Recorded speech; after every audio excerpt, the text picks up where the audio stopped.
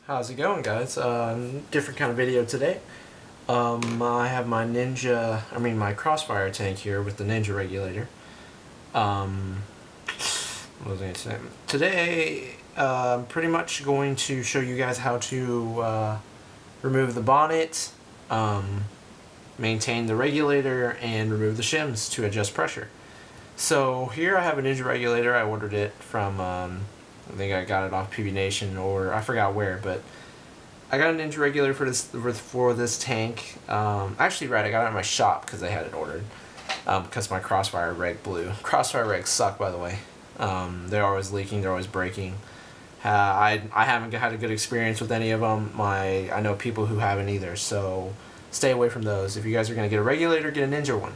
I'm not paid or in any form to advertise that, but I've noticed that lots of people are using Ninja now, and there's a reason, because it works.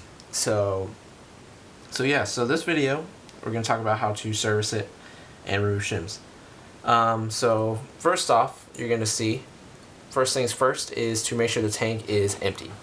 As you can see, make sure your tank is empty. My gauge, wish my light would stop freaking out. Wish this shit would focus. As you can see, the tank is empty. I can never get this with this. There it is. So the tank is empty. Now you always want to check. You want to push on the pin here and make sure you can push. If you can push on the pin, then there's no remaining air pressure in the tank, which is a good thing. And then you're going to remove, there's two little holes here. You're going to remove those screws from those two holes. And you're going to twist off the bonnet. Now if you can't twist off the bonnet, Ninja tanks or regs come with this little tool. You can stick right into the screw hole. Give a little twist counterclockwise. You can take the tool out, and then you should be able to remove it by hand. Alright, and your bonnet comes right off.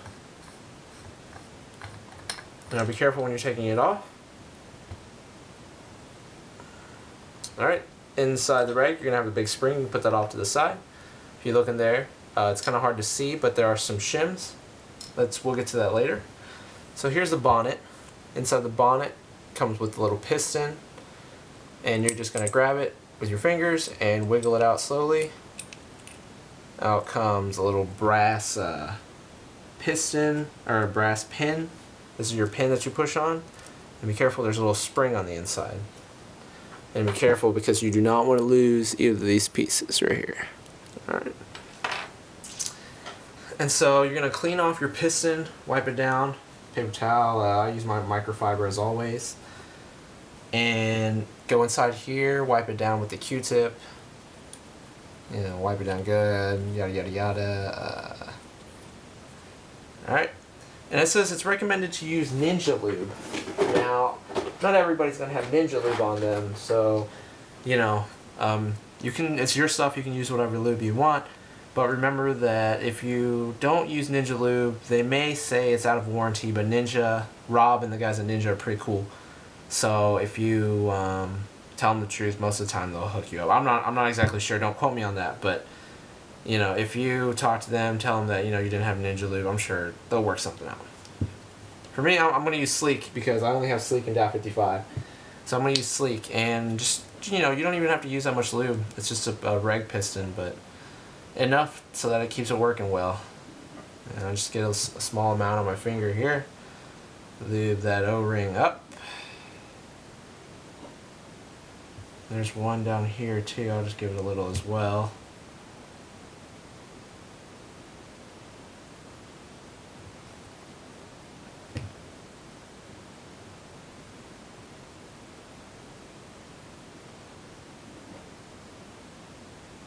And if you have any extra on your fingers, you can just rub it along the piston. Keep it going. Alright, you can see that. It's not very lubed at all. I mean, not like overly caked in lube. It's got a good amount on there. Okay, go ahead and put the spring back in. And put the little brass pin on. And go ahead and put that back in your bonnet. You don't want to force it too hard, but once you get it in, you'll see the pin pop out the top, and you should be good. Alright, now if you look inside here, I don't know if you guys can tell. Wish this shit would focus. There it is. Alright. You see how it's red? If you pop that out, depending on your regulator, I'll read it here. According to the manual. Remember, always have your manual when you're working with stuff. So, the manual here says... due to the Ninja Regulator being handcrafted and tested, the number of silver shims may vary. So most of the time, I believe every single one of them has 2 red shims, and then the number of silver ones you have depends on your regulator, because each one's tested before it's sent out. So just, tip that over, give it a little tap. You have some shims fall out. Here's the 2 red shims.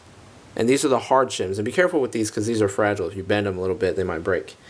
So I had 2 red ones, and if you look in there still, I got some silver in there.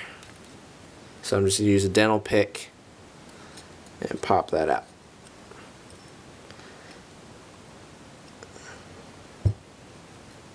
As you guys can see, I have 2 silver shims. So I had 2 red and 2 silver shims. I'm using a G6R, so I'm going to take all 4 of them out because that's what they recommend. Because if you don't want to buy SLP, you can buy a Ninja adjustable. If you already have a Ninja adjustable, just take all the shims out and it works fine. So you take all the shims and you're fine. Go ahead and put a Q-tip through there. Clean all that jazz up. Alright, go ahead and put your spring back in. Just like that. Take your bonnet and everything. Put it through the top. And just screw it back on. And you can hand tighten it pretty far down. And I always put the tool back in and just give it a good snug real quick.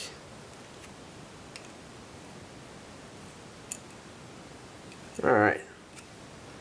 See, I've been using this for so long, my little ends are fading on the Ninja. I don't know if you guys can see that. See, it's fading. And then you're going to take your 2 little small screws and go and put those back in.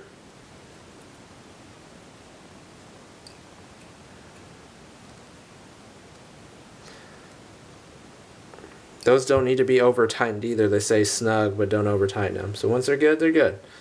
No need to Hulk smash it down. Just tighten those in. Once that's good, give it a snug, and you're good. There you go. That's how to maintain a Ninja Regulator and remove the shims. Now, based on your gun, if you guys ever have questions, you guys can call or email Ninja. They'll help you out. I'm running G6R, so I took all the shims out. But for certain guns, most guns run fine on high pressure except for Angels. Those are the only guns you require a low pressure tank. And of course the bob-on guns here now. But most other guns run fine on high pressure. You can run it lower. Here it says remove 1 red shim for approximately 650, remove 2 for approximately 500, and then you can remove the silver shims and get the lowest possible output. So yeah, that should put me about 300 or so. Alright, thanks for watching, guys.